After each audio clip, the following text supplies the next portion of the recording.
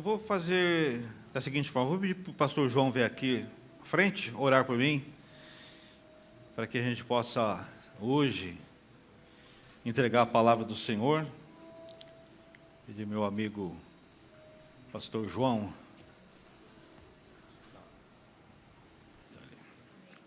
Vamos nos colocar de pé para essa oração, aí depois você já pode se sentar. Amém.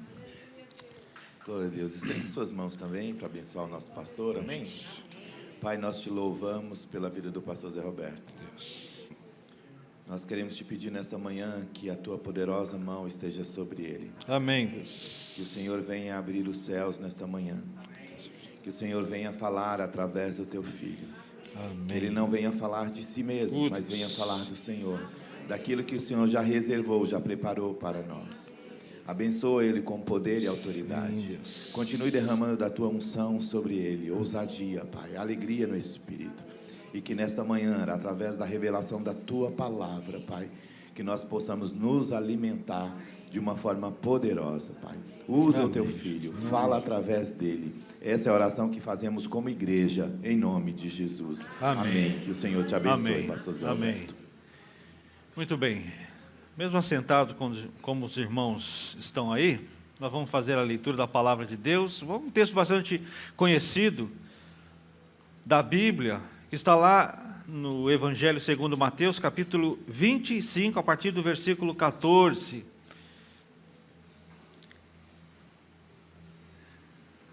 Mateus 25, 14, aqui na nossa versão, na versão NVI. Aqui também eu vou ler na versão NVI, então os irmãos que quiserem acompanhando, aqui pode fazê-lo. Se quiser acompanhar nas suas Bíblias, fiquem à vontade. Diz assim a palavra de Deus. E também será como um homem que ao sair de viagem, chamou os seus servos e contou-lhes e confiou-lhes os seus bens. A um deu 5 talentos, a outro 2 e a outro 1. A cada um de acordo com a sua capacidade.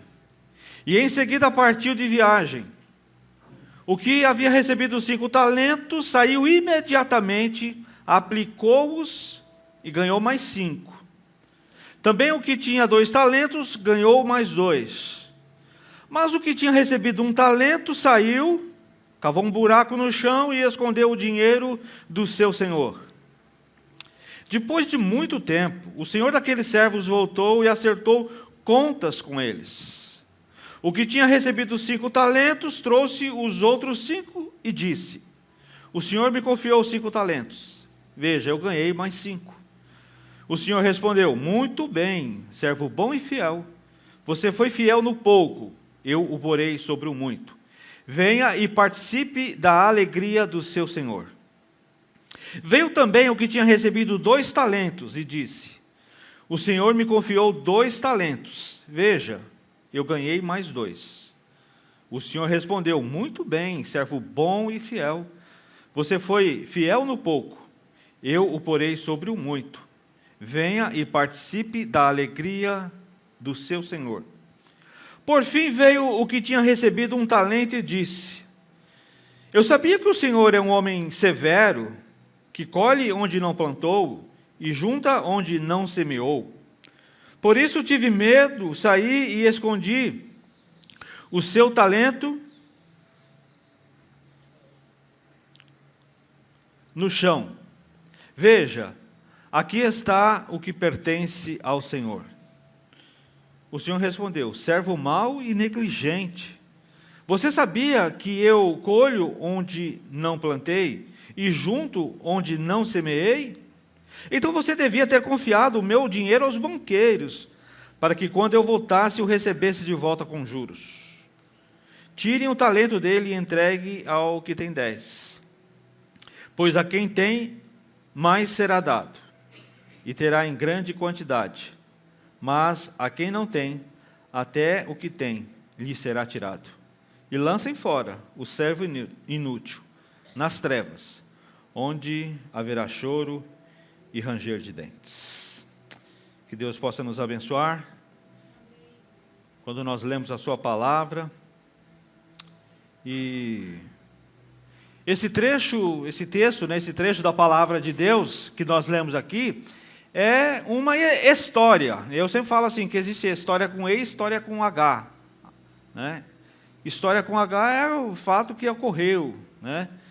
Eu não sei nem se estou certo, né, se é isso ainda que usa. O Nelson ali é historiador, ele pode até dar uma aula aqui, mas eu estou falando que é uma história com E, ou seja, não é uma coisa que aconteceu de fato. E ela é uma história do reino de Deus. E Jesus frequentemente usava parábolas para explicar verdades espirituais profundas, e a parábola dos talentos nos ensina princípios fundamentais sobre o reino de Deus.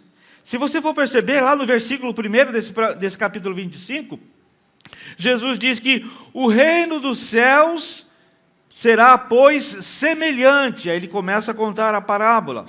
E também aqui no versículo 14, quando nós começamos a ler esse texto, diz assim: e também será como, falando ali sobre o reino de Deus, o reino dos céus.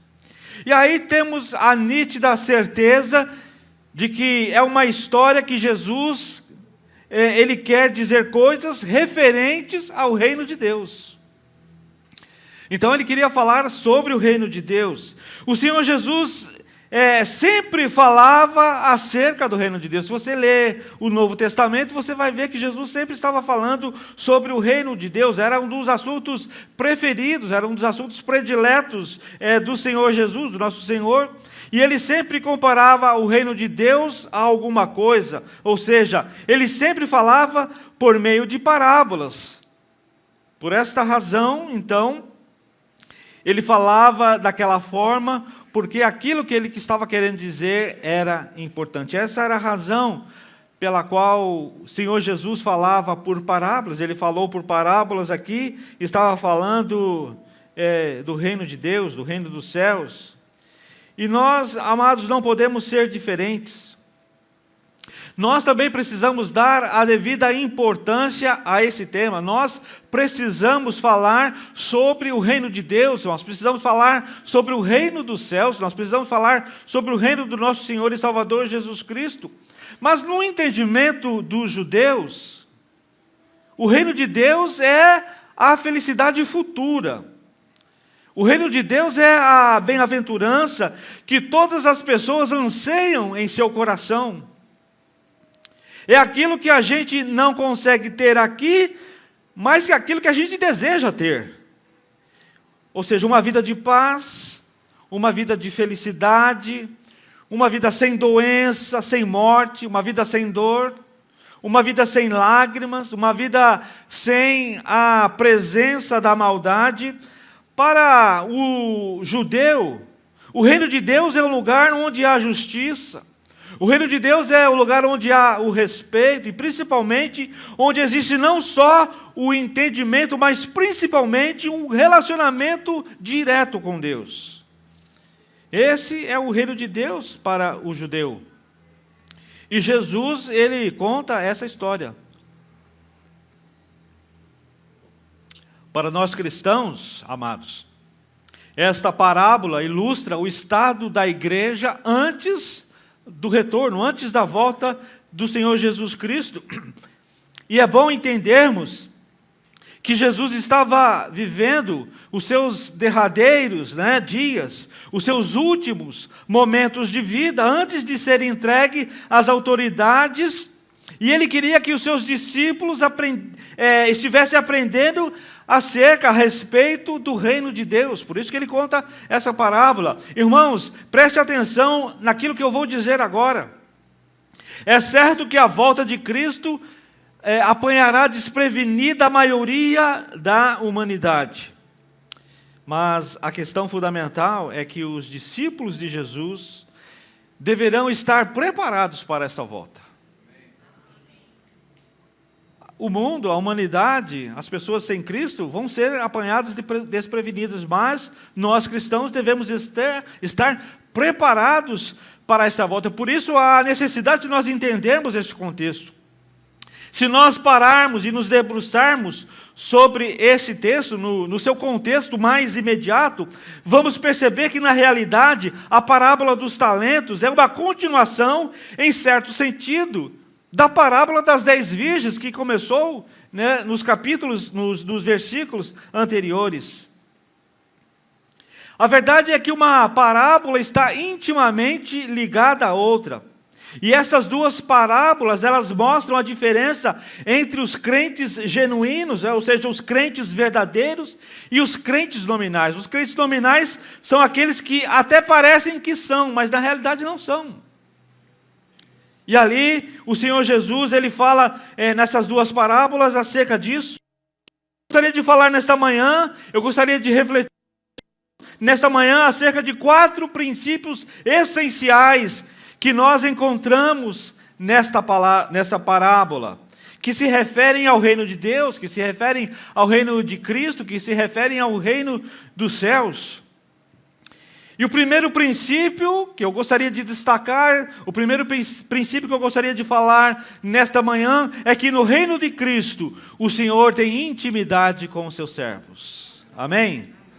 No reino de Cristo, o Senhor tem intimidade com os seus servos. Então, qual é a situação que está presente aqui? Bem, nós precisamos estabelecer em primeiro lugar os níveis de relacionamento. No versículo 14, diz ali que o Senhor confiou-lhes. Confiou-lhes. Significa entregar, transmitir.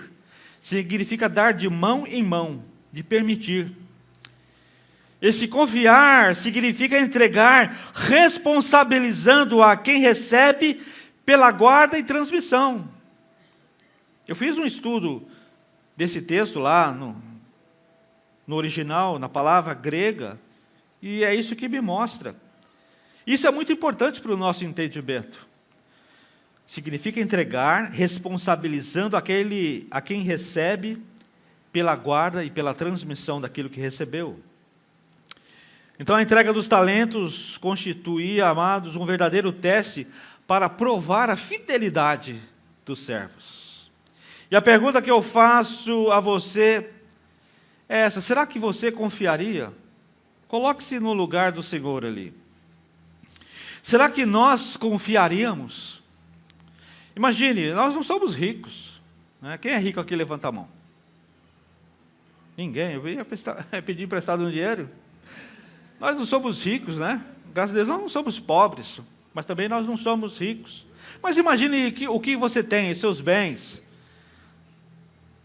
Imagine que você transforme tudo em dinheiro e você pega esse dinheiro que você tem, da sua casa, do seu carro, de algumas coisas que você tem, algumas contas, alguma poupança ali no banco, alguma coisa, e você entrega aos seus empregados. Você confiaria? O Senhor da parábola está estabelecendo uma relação de confiança com os seus servos. Ele distribuiu entregando os seus bens, ou seja, os seus talentos, para ficar sob a guarda dos seus servos. A um 5, a um outro 2 e a outro 1. Mas não é nem um pouco necessário para a compreensão nossa, o valor exato do talento em relação à moeda moderna. Porque isso pode variar. Mas como eu sou curioso, eu fui investigar isso, eu pesquisei.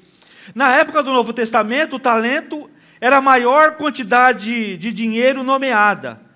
E valia cerca de 20 anos de salário para um trabalhador diário médio. Um talento valia cerca de 20 anos de salário para o trabalhador diário médio. Eu não vou fazer conta, depois você faz.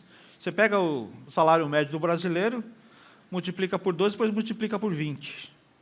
E aí você vai ter o valor de um talento.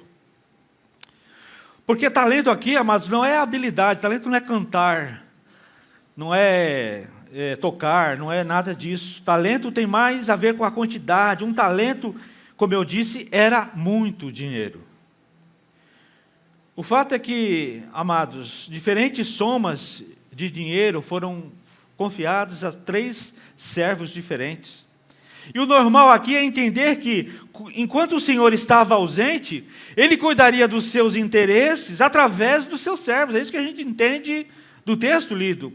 Negociar com os banqueiros. Né? Os banqueiros que existiam na época. E, amados, é verdade, naquela época já existia essa turma aí, os banqueiros, né? Que emprestava, que recolhia, né? Guardava dinheiro, depois pagava e cobrava juros, etc. Investia o dinheiro das pessoas. Já existia, claro que era um sistema bastante rudimentar, não é como hoje em dia, né, mas é bastante diferente, mas já existiam os banqueiros, e eles são citados aqui dessa forma.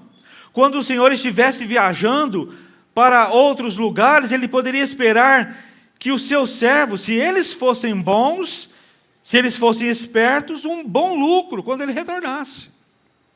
Porque existiam esses banqueiros. Era, irmãos, uma relação de confiança. Eu gostaria que você entendesse bem isso. Era uma relação de confiança. Ele esperava que aqueles servos tivessem a capacidade de multiplicar os bens, de multiplicar os talentos que eles receberam. Mas é importante, amados, nós entendermos uma coisa aqui. Não podemos ter a ideia errada de que o reino de Deus é totalmente dependente do comportamento humano. De que o que Deus tem a fazer neste mundo depende totalmente daquilo que nós fazemos, que se nós não fizermos a nossa parte, o reino de Deus será um grande fracasso. É erro pensar, por exemplo, que se nós não fizermos a nossa parte, seja na célula, etc., essa visão não vai prosperar. É um erro a gente pensar isso. E Jesus afirmou que se os discípulos se calassem, as próprias pedras clamariam. De uma maneira ou de outra, Deus leva avante a sua obra. Amém? Amém, irmãos? Amém. Então, não se engane. Eu acho que, por esse texto, você acha assim, bom, se eu não fizer nada, então o reino de Deus vai fracassar. Porque Deus, Ele leva avante a sua obra, quer o homem queira, quer o homem não queira. E quando uma história, não sei se é verdadeira ou não, não sei se de fato aconteceu ou não, se é uma lenda, mas uma vez disseram para o construtor de violino Stradivarius, né? Então, se você não conhece essa marca de violino, é um violino que diz que é o mais perfeito que existe, que já foi construído. Ninguém chegou próximo, né, a construir um violino Stradivarius. Né? Hoje só tem algumas pessoas que têm, não são muitos. Tem uns que estão lá em museus que foram arrematados por 20 milhões de dólares, uma coisa absurda. E eles são considerados, por muitos, o melhor violino já construído na história. E disseram para esse construtor que Deus podia construir quantos violinos iguais àquele Stradivarius ele quisesse.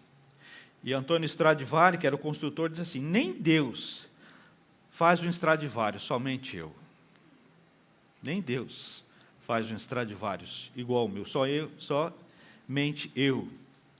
O que eu estou querendo dizer aqui, irmãos, o que eu estou tentando dizer, é que Deus faz o que Ele quer, na hora que Ele quer, do jeito que Ele quer, da maneira como Ele quer. Amém? Não há limites para o poder, não há limites para o agir de Deus. Então não leia essa história achando que a obra de Deus está confinada àquilo que os homens podem fazer aqui. No entanto, irmãos, é importante que a gente entenda que nós somos cooperadores com Deus. Amém? Nós somos cooperadores.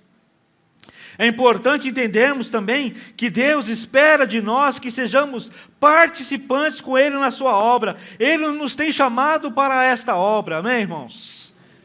Amém? Amém. Isso é um ato de confiança. O nível de relacionamento que o Senhor deseja manter conosco é um relacionamento de intimidade e de confiança. Entenda, irmãos, Jesus estava falando sobre o reino de Deus, estava falando sobre intimidade, Ele estava falando sobre confiança. É importante nós entendermos isso. Essa é a base do nosso relacionamento com o Senhor. Essa é a base do relacionamento do Senhor conosco. Mas muitas vezes, amados, nós notamos que os servos, eles têm pouca intimidade com o Senhor. Isso, amados, é algo que precisa melhorar em nossa vida, amém? Quando eu estava preparando essa mensagem, eu pensei nisso. É algo que eu devo melhorar na minha vida. A nossa intimidade com Deus deve ser algo a ser trabalhado, a ser melhorado, a se tornar excelente. É algo que cada um de nós precisa perseguir diariamente. E esta parábola é pior do que não ter. E nessa parábola, o pior do que não ter a intimidade, há um servo que tem um relacionamento de desconfiança. Pior do que não ter intimidade, ele tinha desconfiança. Ele diz: eu sei que você é uma pessoa assim, severa, eu fiquei com medo, eu fiquei com receio, você exige aquilo que não entregou, então eu enterrei o talento bem enterradinho, eu escondi. Entende, irmãos? Enquanto o Senhor diz: vai, que eu estou esperando uma coisa boa de você, porque eu confio em você, porque eu tenho uma relação de confiança contigo, o servo diz: eu não espero nada bom do Senhor. Entende, irmãos, a diferença? E além desses posicionamentos, é bom que você entenda que este é um relacionamento em que há senhor e servo. O Senhor chamou os seus servos e distribuiu os talentos. Notem, Ele não perguntou se os servos queriam. O nosso relacionamento com Deus é um relacionamento em que Deus tem direito sobre nós, irmãos, amém? Ele tem direito sobre as nossas vidas, sobre nós. Interessante que os homens, amados, não vivem nesta perspectiva. A teologia que se prega hoje por aí é que os homens têm direito sobre Deus e que Deus tem a obrigação de cuidar e que Deus tem a obrigação de tomar conta das coisas que os homens amam. Uma inversão de valores. Que Deus tem a obrigação de cuidar dos interesses egoístas dos homens, uma inversão dos valores, uma total inversão dos valores. Se Deus não faz assim, é certo que os homens vão ficar desconfiados, ficam com o pé atrás, desenvolvem uma relação de desconfiança em relação a Deus. E quando acontece alguma coisa que não é boa, vem a desconfiança e vem ali a perda da fé. Eles dizem: Deus agiu mal comigo, o Senhor me traiu, Deus não foi fiel com a minha pessoa. E vai lá nas redes sociais e coloca a hashtag chateado. Chateado com Deus. Porque esse é um relacionamento no qual se exige de Deus. Veja, amados, que é uma relação de confiança e de intimidade com Deus. Deus tem intimidade com servos, com seus servos. Eu te pergunto, qual é o teu nível de intimidade com Deus? Você já se perguntou isso? Qual o seu nível de intimidade com o Senhor Deus? A nossa vida de intimidade com Deus deve ser marcada pela comunhão com o Senhor. Amém, irmãos? Deve ser marcada com essa intimidade com o Senhor Deus, pela comunhão com o Senhor Deus, com a vida diária com o Senhor Deus. Dia a dia devemos buscar estar mais perto de Deus, devemos buscar nos relacionar com Deus, por meio da leitura da palavra, por meio da oração. Eu nunca vou me cansar de dizer isso. Nós precisamos ter um nível de intimidade mais profundo, uma comunhão mais profunda. Quando a gente orar mais, quando a gente buscar mais a Deus, quando a gente ler mais a palavra de Deus, nós precisamos perseguir isso. Esse deve ser o alvo, o foco da nossa vida, amém? Ser íntimo de Deus é conhecer praticamente tudo que se pode conhecer de Deus. O conhecimento nos torna íntimos de Deus. E nós o conheceremos muito melhor quando conhecermos muito melhor a palavra de Deus, quando estivermos muito mais na presença de Deus. E ser íntimo de Deus nos traz autoridade espiritual para nós experimentarmos o sobrenatural, para nós experimentarmos os milagres de Deus em nossa vida, através do poder que existe nele. Mas nós precisamos nos tornar íntimos, meus irmãos, amém? Amém, igreja? Amém. Nós precisamos nos tornar íntimos do Senhor. Esse deve ser o nosso alvo, esse deve ser o nosso foco, essa deve ser a nossa busca. Essa deve ser a intencionalidade do nosso coração, buscarmos intimidade, porque o Senhor tem intimidade com o servo. O Senhor busca intimidade, Ele quer ter conosco estabelecer conosco um relacionamento assim de confiança, de intimidade. Então lembre-se, amados, nesse primeiro ponto, nesse primeiro princípio, temos um relacionamento de confiança e de intimidade. Mas eu gostaria de falar agora também sobre um segundo princípio. O segundo princípio que nós encontramos aqui é que no reino de Cristo todos têm capacidade. Amém? Amém. No reino de Cristo todos têm capacidade, uns mais e outros menos, mas a verdade é que todos têm capacidade. No versículo 15, a palavra que aparece ali como capacidade, ela significa poder, força, potência, eficácia, virtude, valor, significação. Capacidade aqui é uma habilidade, é aquela qualidade em que a pessoa é capaz de executar alguma coisa. Você crê que você é capaz de executar alguma coisa? Amém? Quem crê, levanta a mão. Quem crê, dá uma salva de palmas ao Senhor.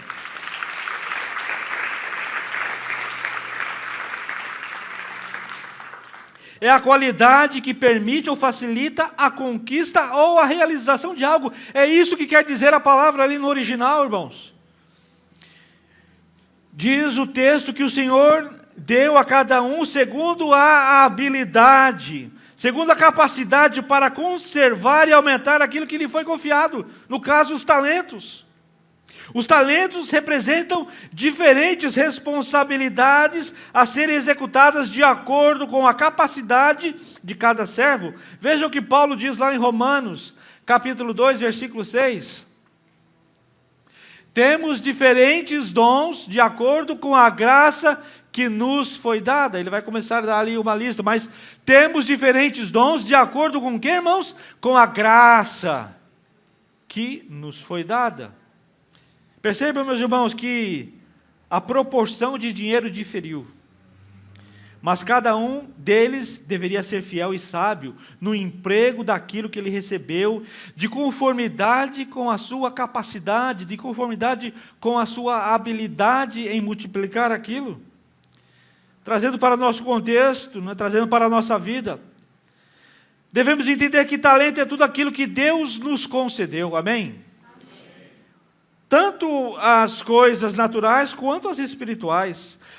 Tanto as coisas espirituais quanto as naturais, com as quais nós servimos os homens e nós também glorificamos a Deus. Então Cristo nos confiou os talentos, amados, para usarmos no seu serviço.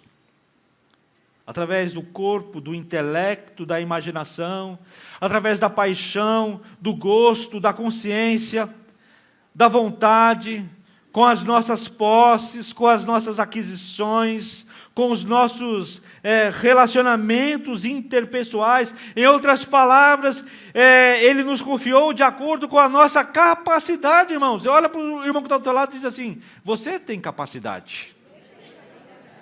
Você tem habilidade, diz para ele. Diz para o seu irmão, você tem habilidade. Você tem capacidade, meu querido. E tudo está envolvido nesta questão: conhecimento, capacidade, espiritualidade que conduz à verdadeira vida, a vida de Deus. Precisamos entender isso, precisamos crer nisso. Contudo, devemos receber os talentos de maneira certa, para usarmos com toda a propriedade, com toda a nossa propriedade. Assim, eles certamente se multiplicarão na experiência prática. Mas precisamos entender, irmãos, que nós temos capacidade. Nós somos abençoados com Deus, com habilidades que só eu tenho, né? Deus colocou em mim habilidades que só eu tenho, mas que é diferente do João, que é diferente da Isabel, né? Nós temos Todos nós aqui temos habilidades, capacidades, em diferentes graus, mas todos nós temos para realizar as coisas que Deus espera de nós. Eu queria que você entendesse, eu queria que você saísse daqui sabendo que você tem uma habilidade, irmão, sabendo que você tem uma capacidade, que Deus te deu um talento, eu não sei qual, mas você sabe. Aquele talento que você pode pegar e você pode multiplicar. Aquele que vai servir para você atrair pessoas para Cristo, para você atrair pessoas para a sua célula, para você levar a palavra de Deus, ela conhecer a Deus e se transformar num filho de Deus. Enchermos essa igreja, e temos aqui diversos cultos, com pessoas salvas, com pessoas realmente filhos de Deus. Então você tem essa capacidade, irmãos. Não fica se escondendo, não esconda o seu talento. Entenda, amados, essa verdade. Nós somos responsáveis pelo uso que fazemos dos talentos que nos foram confiados. Você pode dizer assim, eu não tenho talento. Não, você tem sim. Se você não tem aí é porque você enterrou.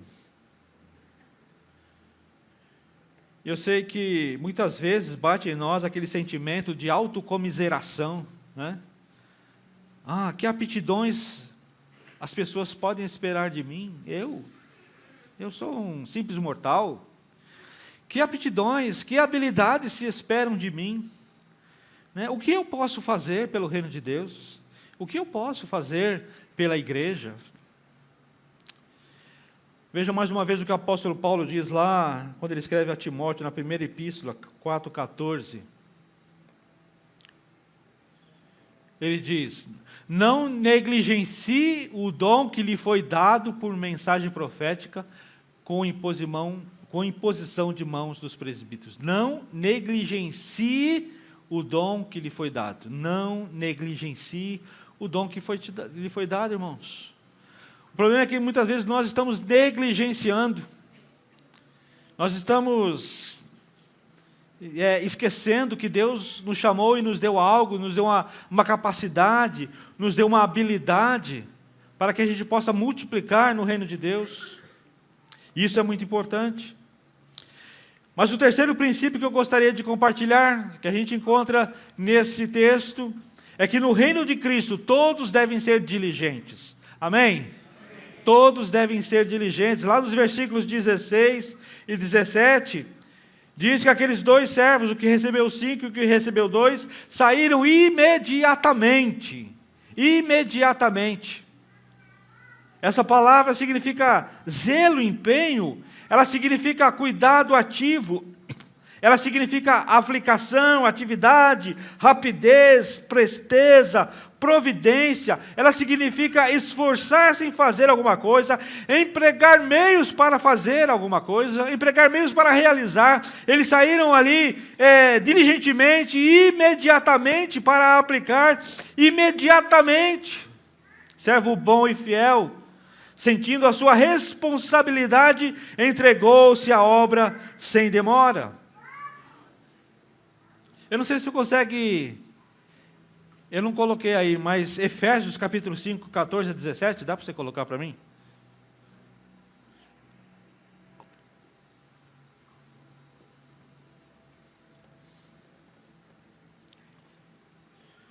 Não dá? Oi? Eu não entendi. Repetir. Efésios 5, 14 a 17. Por isso é que foi dito, desperta, ó tu que dormes, levanta-te de entre os mortos e Cristo resplandecerá sobre ti. Tenham cuidado com a maneira como vocês vivem, que não seja como insensatos, mas como sábios, aproveitando ao máximo cada oportunidade, porque os dias são maus. Portanto, não sejam insensatos, mas procurem compreender qual é a vontade do Senhor. Nós precisamos ser como esses servos, diligentes, que saiam imediatamente a fazer aquilo que se propõem a fazer. Os dois primeiros servos, os servos ativos, utilizaram convenientemente os dons recebidos. eles manifestaram eficácia pessoal, eles corresponderam, eles não deixaram para depois, eles não demoraram. A palavra usada nos dá certeza de que eles saíram sem demora e sem hesitação. Eles viram que o negócio estava bom, eles viram que as condições eram favoráveis, que o mercado oferecia muitas vantagens, né? 100% de juros, 100% de correção. Aplicou 5, recebeu mais 5. Qualquer outro resultado que não fosse o lucro certo seria um total fracasso, seria até uma estupidez. Os 2 primeiros servos são comparados a vasos diferentes, porém vasos cheios. Agora, o que receberá um, ele não se mostrou desonesto, ele não gastou, ele não desperdiçou, ele não esbanjou, ele não perdeu, ele simplesmente deixou de aplicá-los. Mas por essa razão ele foi considerado negligente, por essa razão ele foi considerado ocioso e indigno de confiança do ponto de vista produtivo, pois não aplicou vantajosamente o talento que ele tinha em sua posse. E o que nós aprendemos aqui? Quais são as lições que nós tiramos, nós extraímos desta parábola? É que os discípulos devem, com o empenho da sua vontade, fazer constante e prático uso daquilo que lhe foi confiado por Deus, mesmo que em graus diferentes de um para com os outros. Irmãos, nós não podemos ficar nos comparando a pessoas. Eu não posso ficar me comparando a outros pastores, a outros missionários. Nós não precisamos e não podemos ficar nos comparando a outras pessoas, a outras realizações, mas nós precisamos desempenhar aquilo que Deus entregou nas nossas mãos para nós desempenharmos, irmãos. Se é um talento, se são 2, se são 3, 5, 10, 500, não importa. Nós precisamos multiplicar, nós precisamos aplicar isso no reino de Deus, porque foi confiado a nós. Devemos buscar corretamente as coisas espirituais, mediante o uso de todas as vantagens que Deus provém para cada um de nós. Não sei se você está entendendo, irmãos. Amém? Vocês estão entendendo? Nós precisamos aplicar, usar corretamente isso. Precisamos ir diligentemente, sem demora, sem hesitação, em busca de um retorno à confiança em que em nós foi depositada pelo nosso Senhor, não subestimando, não julgando desnecessário o uso dos talentos que nos foram confiados de modo tão íntimo por Deus. Pense, irmãos, naquilo que Deus tem dado a você. Pense nos talentos que Deus tem dado a você, que você não tem utilizado, que você não tem negociado, né, entre aspas, com os banqueiros, que você está desperdiçando, né? Não é como aquele terceiro servo, ele não era desonesto, ele não roubou, ele não teve comportamento escuso, ele só não aplicou, ele só escondeu, ele só enterrou o talento que lhe foi confiado. Então pense nisso, pense naquilo que Deus confiou a você de modo tão íntimo, porque Ele confia em você, Ele quer estabelecer uma relação de intimidade e confiança com você. Então pegue o seu talento, eu não sei onde que ele está, não sei o que ele é, mas você sabe, e você sabe que Deus está esperando alguma coisa boa de você. E o quarto e último princípio que eu gostaria de destacar nesse texto, nessa parábola, é que no reino de Cristo os servos darão conta dos seus atos. Prestar contas. Esse é um tema que muitas pessoas se esquivam. Quando fala em prestação de contas, é um Deus nos acuda. É por essa razão, meus irmãos, que tudo que nós fizermos nessa vida, nós devemos fazer certo. Amém? Amém? Tudo que a gente fizer nessa vida, irmãos, tenha certeza, você precisa fazer certo. Porque cedo ou tarde nós iremos prestar conta dos nossos atos. Não tem para onde correr. No reino de Cristo também é assim. Diz a palavra que depois de muito tempo, o Senhor voltou e acertou conta com eles. A primeira coisa que o Senhor fez, quando voltou, foi acertar contas, irmãos. Então, grave isso no seu coração. Isso não é uma palavra do pastor, é uma palavra de Deus. Ele vai prestar contas, você vai prestar contas, Ele vai cobrar de você. A vida cobra, irmãos. A gente sabe. Eu que trabalhei na prefeitura, bom, não só na prefeitura, né? Todos os lugares, mas a gente tem que prestar conta daquilo que a gente faz, do dinheiro que a gente gasta, é dinheiro público. Né? E uma vez eu acho que eu errei lá no negócio, eu fiquei apavorado, mas depois eu consegui acertar um pagamento que a gente fez, paguei a mais do que eu deveria pagar para a empresa, mas depois a gente conseguiu acertar. Então, porque a gente precisa prestar contas. Prestar contas.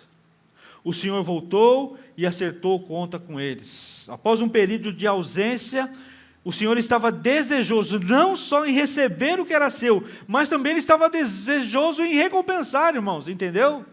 Não era só de ali cobrar, mas era de recompensar também. Mas notem uma coisa, meus irmãos, essa é uma história que parece que há um conflito, não sei se vocês perceberam. Afinal de contas, quem é quem nessa história?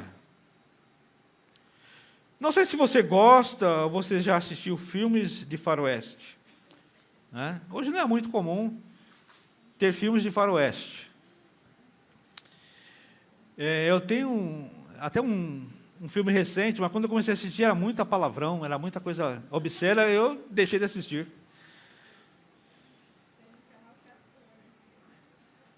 Não é muito comum hoje, mas eu lembro, quando eu era pequeno, lá em casa, nós assistíamos um filme desse gênero, porque minha mãe gostava muito de uma série que passava na televisão, chamava Bonanza. Você lembra? Silene. Você não lembra? Silene. Aposentados como nós, lembra desse filme. Bonanza era o nome da série. Amados, filmes de faroeste, eles não são complicados. Com um minuto você já entende o filme. O mocinho usa um chapéu branco ou claro, né? É bem apessoado, do tipo galã. O bandido, ele não está de chapéu branco, ele está de chapéu preto, geralmente. Ele é mal encarado, ele é feio, ele é mal educado, ele mastiga o fumo, ele cospe no chão. Você começa a assistir o filme e logo você identifica quem é quem.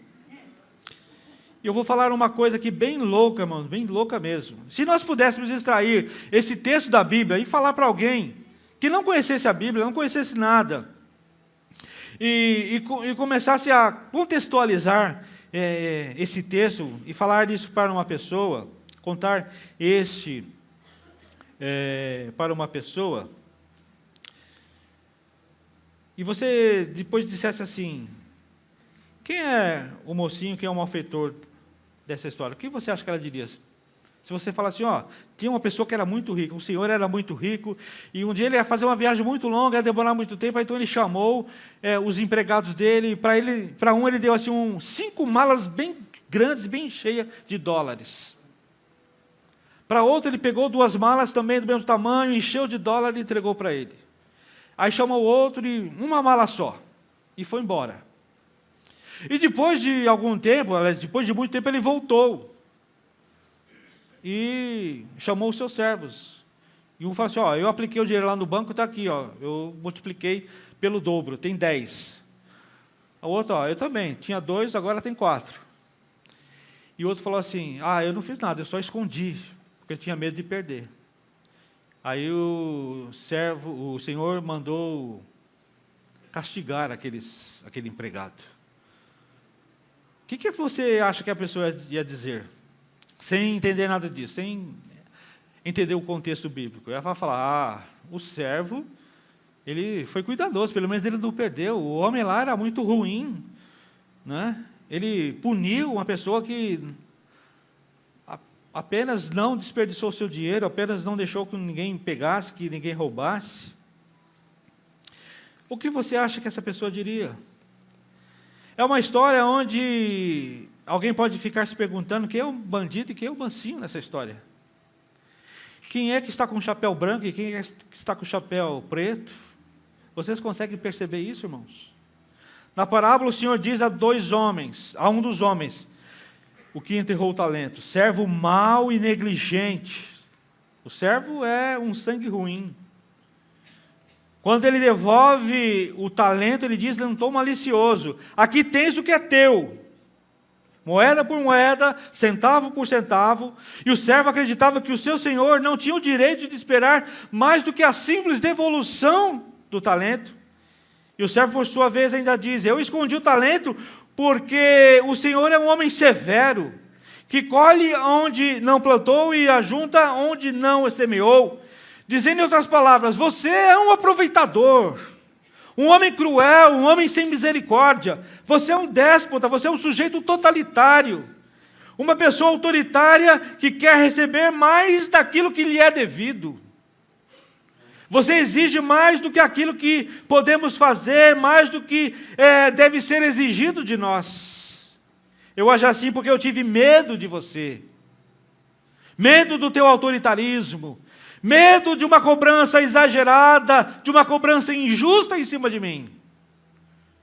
Para o servo, o bandido era o seu senhor, que usa a sua autoridade apenas em benefício próprio. Além do mais, há uma patologia nesta parábola. Percebe, irmãos? É uma fobia. Há uma espécie de síndrome do pânico. Ele diz: eu tive medo, eu fiquei atemorizado. Uma pessoa com medo não consegue realizar nada. O pânico paralisa a vida de uma pessoa. E o servo dessa história tem uma síndrome de pânico, mas uma síndrome do pânico ministerial, espiritual. O medo dele, amados, era o Senhor, o medo dele é Deus. Eu te pergunto, você tem medo de Deus? Você tem medo do Senhor? Você tem um relacionamento com Deus que é baseado na confiança ou não? Você já foi capaz algum dia de assumir riscos com Deus? E quando eu vejo essa parábola, quando eu leio essa parábola, eu entendo isso, que a gente precisa assumir riscos com Deus. E você tem medo de assumir riscos com Deus? Você já foi capaz de algum dia de assumir esse risco?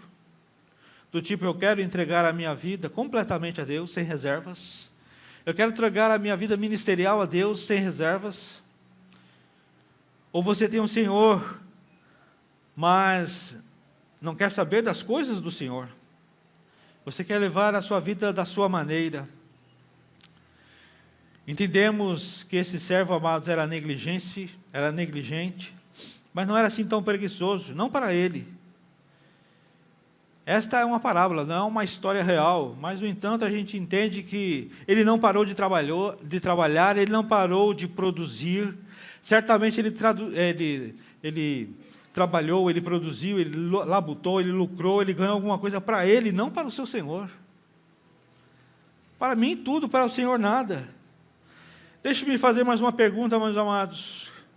Quando você olha para dentro de si e observa a sua própria vida, você verifica que você trabalha em função da glória de Deus, você trabalha em favor do reino de Deus, das coisas de Deus, do interesse de Deus. Você valoriza as coisas que o Senhor tem dado para você, que através dela você invista cada vez mais no reino de Deus? Ou é só para você? E você acha que os outros, amados, têm mais obrigações do que vocês no reino de Deus? Ou entende que você quer viver na sua vida, a sua vida do jeito que você quer viver? Eu vivo do meu jeito, o Senhor vive do jeito dele. Eu para cá, ele para lá, cada um na sua, cada um no seu espaço, né? Como diz aí, cada um no seu quadrado. E as coisas relacionadas a Deus, você não quer correr riscos? Ler a Bíblia? De jeito nenhum. Que tipo de pessoa eu vou me tornar depois de eu ler a Bíblia? Eu corro o risco de me tornar uma pessoa fanática, né? Certamente ela terá o poder de me transformar em alguma coisa que eu não estou muito interessado em ser. Eu conheço um pouco da Bíblia, isso já me basta. já é o suficiente, deixa isso para lá. Se eu começo a conhecer mais a Bíblia, eu vou começar a ficar como esse pessoal que só pensa em Deus, que só fala em Deus, que só fala em cumprir os propósitos de Deus, que só pensam na igreja, que só pensam nas suas células. Conhecer profundamente Jesus, saber dos seus propósitos, saber do que nós devemos abandonar, de que nós devemos abandonar o nosso pecado, de que nós devemos viver para Ele, de que nós devemos viver em santidade. Não, isso é muito para mim. Eu quero só um conhecimento básico da palavra de Deus. Esse conhecimento superficial está bom para mim. Eu não quero conversar sobre essas coisas, eu quero falar de outras coisas. Eu quero falar sobre futebol, sobre a Libertadores. Os corintianos hoje, você não vai falar sobre Libertadores, né? Mas o Palmeiras não pode falar em ser campeão também paulista, porque perdeu para o Corinthians. E nós vamos disputar, vocês não, né? Eu quero falar sobre outras coisas, eu quero falar sobre novela, né? Sobre aquelas novelas maravilhosas da Rede Globo, dos reality shows, Big Brother. Eu quero falar da vida do vizinho, da vida do colega do trabalho. Eu quero falar sobre essas coisas. Eu não quero falar sobre Espírito Santo, sobre santidade, sobre compromisso com Deus. E você é uma pessoa que não quer envolvimento, não quer aproximação, não quer intimidade. Você é uma pessoa que quer ficar na sua, e as coisas de Deus, a semelhança do talento, ficam enterradas, esquecidas lá, em algum lugar que você escondeu. Você é uma pessoa assim. Me perdoe se eu estou sendo invasivo, mas é assim a sua vida. Se é, eu quero que você saiba que Jesus contou essa história para dizer: olhem bem, prestem atenção. O reino de Deus é assim. Deus chama para uma prestação de contas. O que fizemos da nossa vida, o que fizemos com as informações que nós recebemos, o que fizemos com as grandes responsabilidades que nos foram confiadas, e o que fizemos, principalmente em relação a Deus. Foi possível estabelecer um relacionamento de confiança com Deus? Ou eu fui todo precavido, ou eu tive reservas, fiquei com o pé atrás, eu me reunia como igreja, mas era eu para cá e Deus para lá. Isso é muito sério, meus irmãos. Tem a ver com todo o sentido da nossa existência. Tem a ver com todo o sentido da nossa vida, porque a vida faz parte daquilo que Deus nos dá. Nós não nos criamos, nós não fizemos a nós mesmos, não somos o que somos apenas com base naquilo que fazemos, mas nós somos pessoas que são agraciadas por Deus em todos os instantes. E o Deus da Bíblia é um Deus amoroso e bom, irmãos. Eu queria que você saísse daqui sabendo disso. Mas esse Deus amoroso e bom, que estende sua confiança a nós, esse Deus que nos abençoa através das coisas que Ele nos dá, é um Deus que quer manter um relacionamento conosco, de tal maneira que a nossa vida seja uma vida proveitosa. Proveitosa não no sentido de vivê-la do jeito que nós queremos, né? Deixa a vida me levar, a vida leva eu, né? Não é nesse sentido. Mas sim vivê-la de acordo com a vontade de Deus, proveitosa para o bem. Salomão teve uma experiência de viver parte da sua vida longe de Deus, mas ele chega ao fim dela e escreve lá em Eclesiastes 12, lembra do teu Criador no dia da tua mocidade, antes que venham os maus dias e cheguem os anos dos quais dirás, não tive neles prazer nenhum. Então um dia chegará, amados, o momento do julgamento. E como você vai terminar essa história entre você e Deus?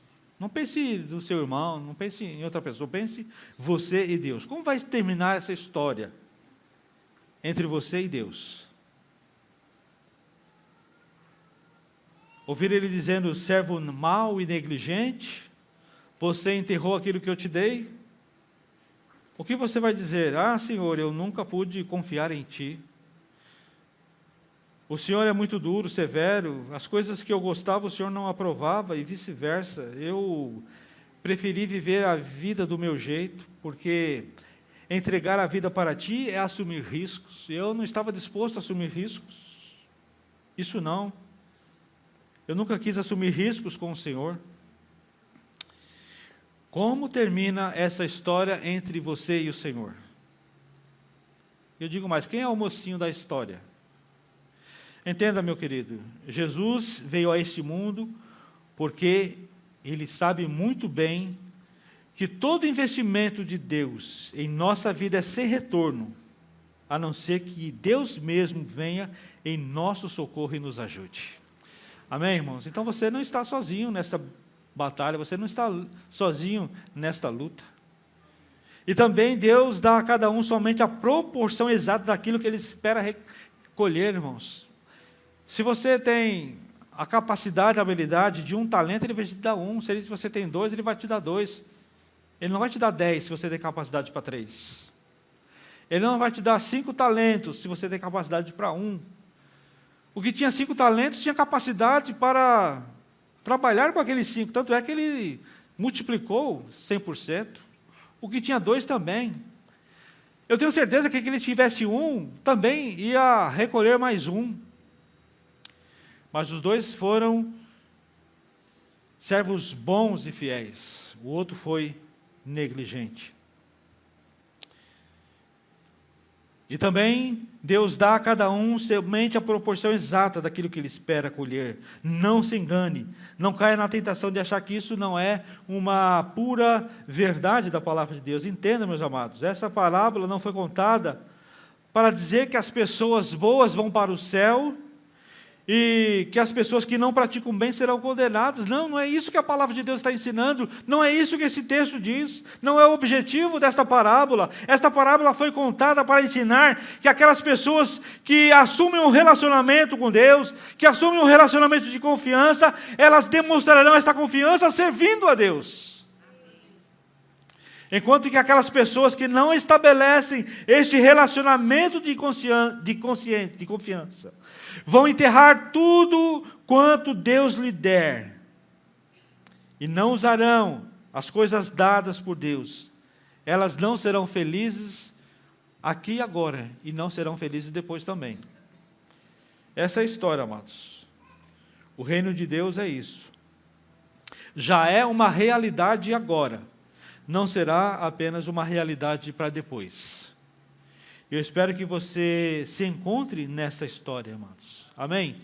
Eu espero que você se encontre. Quem é você desses servos? Eu gostaria que você que você entrasse nessa história, que você se reconhecesse em alguns desses servos, em alguns deles. Quem é você? De tal maneira que você perceba que a coisa mais urgente, que a coisa mais necessária na sua vida é esse relacionamento de andar com Deus e de confiar nele. Tudo se resume a isso. Amém, irmãos? Amém. Esse relacionamento de andar com Deus, de ter intimidade com Deus e de confiar nele, porque Ele confia em você. Você tem uma habilidade, você tem um talento que você precisa desenvolver, que você precisa, entre aspas, negociar, que você precisa explorar. Amados, que nós possamos ser encontrados fiéis e diligentes, multiplicando o que Deus nos confiou, para que no grande dia, amém? Você quer estar lá no grande dia? Amém? Você possa ouvir dele: muito bom, servo bom e fiel. Sobre o pouco foste fiel, sobre o muito te colocarei. Entra no gosto do teu Senhor. Amém? Vamos ficar de pé, vamos orar.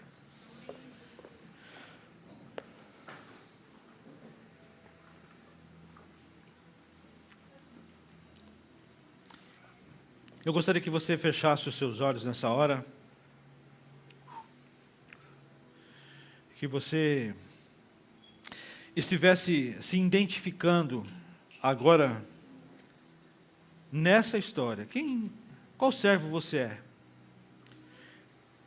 O servo que recebeu 2 talentos, que negociou e que devolveu 4 para o seu senhor? Você é aquele que recebeu 5, que tem mais capacidade, que tem mais habilidade, mas também que saiu e negociou e não desperdiçou o tempo, porque entendia o Senhor, porque entendia todo o contexto, porque era fiel ao seu Senhor, porque sabia que o Senhor estava esperando algo nesse nível dele, e ele saiu, e ele negociou, e depois, quando o Senhor voltou, ele foi lá e resgatou mais outros 5. Ele multiplicou os seus talentos. Um tinha capacidade de multiplicar 5 e multiplicou os 5. Outro tinha capacidade de multiplicar 2 e multiplicou os 2. Mas aquele que tinha a capacidade de multiplicar 1, esse enterrou. Esse escondeu. Esse não estava preocupado em dar retorno para o seu senhor. Ele acusou o Senhor de ser um homem mau, um homem severo demais.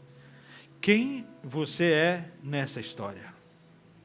Como vai terminar essa história para você? Eu quero que você, nesta manhã, comece a orar a Deus e comece a pedir a Deus que Ele te ilumine, que Ele te capacite, que Ele te dê força. Porque você já tem uma capacidade, você já tem uma habilidade, que você já tem um talento, que você precisa desenvolver. E se você não tem desenvolvido isso, que você se arrependa nessa manhã. E que você peça ao Senhor que Ele te ajude, para que você possa desenterrar este talento que está enterrado lá, escondido. Porque talvez você tenha medo de Deus, talvez porque você não queira assumir riscos com Deus, talvez porque você não queira se expor, mas lembre-se que Deus está esperando algo de você. Deus sempre espera coisas boas de nós, amém? Deus sempre espera coisas boas de nós.